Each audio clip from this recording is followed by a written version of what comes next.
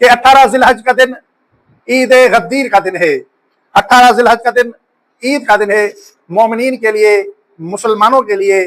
اور خاص طور پر مولا علی علیہ الصلوۃ والسلام سے محبت کرنے والوں کے لیے 18 ذیلحج کا دن عید غدیر کا دن ہے۔ اور یہ عید غدیر وہ عظیم دن ہے، وہ مبارک اور بابرکت دن ہے کہ جس دن رحمت للعالمین نبی نے دنیا کے سامنے مولا کائنات حضرت علی علیہ الصلوۃ والسلام کو اپنا خلیفہ مقرر کیا، اپنا جانشین مقرر کیا، اور دنیا کے سامنے دنیا والوں کو بتا دیا اور کہ میرے پاس اگر میرا کوئی وصی اور جانشین ہے، کوئی خلیفہ ہے، تو وہ علی ابن ابی طالب علیہ الصلوۃ والسلام کی ذات گرامی ہے۔ رسول اللہ صلی اللہ علیہ وسلم کو حکم ہوا، یا ایھا الرسول بلغ ما انزل الیک من ربک وان لم تفعل فما بلغت رسالتہ واللہ یعصمک من الناس۔ اے رسول،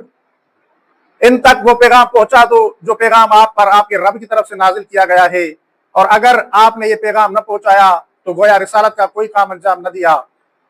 رسول اللہ صلی اللہ علیہ وسلم پر یہ آیت کریمہ آپ کی آخری عمر میں نازل ہوئی، جب رسول اللہ آخری حج کے بعد واپس آ رہے تھے، تب اللہ رب العزت نے یہ آیت نازل کی۔ اس سے معلوم ہوتا ہے کہ اللہ تعالیٰ کے رسول پر تمام احکامات نازل ہو چکے تھے۔ نماز کا حکم بھی نازل ہو چکا تھا، روزے کا حکم بھی نازل ہو چکا تھا، حج کا حکم بھی نازل ہو چکا تھا، زکوٰۃ کا حکم بھی نازل ہو چکا تھا، تمام احکامات نازل ہو چکے تھے۔ اور آخری حج کے بعد جب واپس آ رہے تھے، غدیر خم کے مقام پر پہنچے تو رسول اللہ پر یہ وحی نازل ہوئی کہ آپ وہ پیغام جو آپ پر آپ کے رب کی طرف سے نازل ہوا ہے وہ پیغام پہنچا دو۔ تب رحمت للعالمین نبی نے تمام صحابہ کرام کہ جن کی تعداد بہت زیادہ بیان ہوئی ہے، تمام صحابہ کرام کو حکم دیا کہ تمام صحابہ غدیر خم کے مقام پر جمع ہو۔ تمام صحابہ کرام جب جمع ہوئے تو رسول اللہ نے صحابہ کرام کے سامنے ایک بڑا طویل خطبہ ارشاد فرمایا، جو خطبہ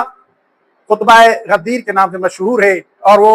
کتابوں میں مذکور ہے۔ آپ نے وہ طویل خطبہ ارشاد فرمایا اور پھر فرمانے لگے، اے علی ابن ابی طالب، آپ میرے قریب آ جائیں، آپ میرے پاس آ جائیں۔ جب مولا علی علیہ السلام رسول اللہ کے پاس گئے، جو کہ رسول اللہ اونٹوں کے پلانوں کے منبر پر تشریف فرما تھے،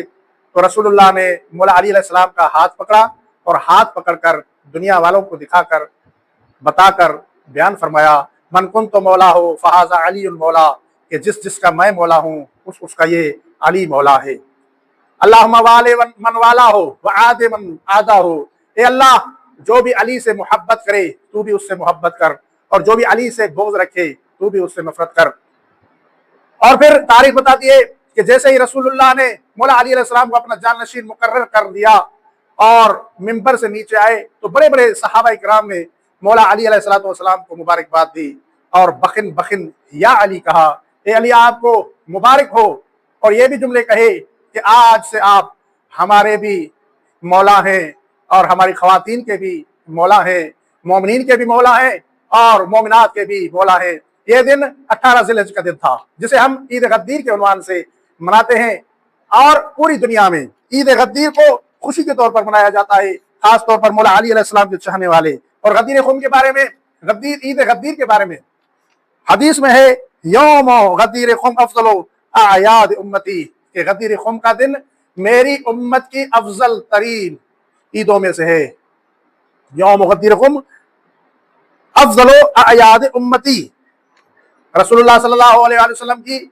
امت کے لیے بہت سی عیدیں ہیں، عید فطر بھی ہے،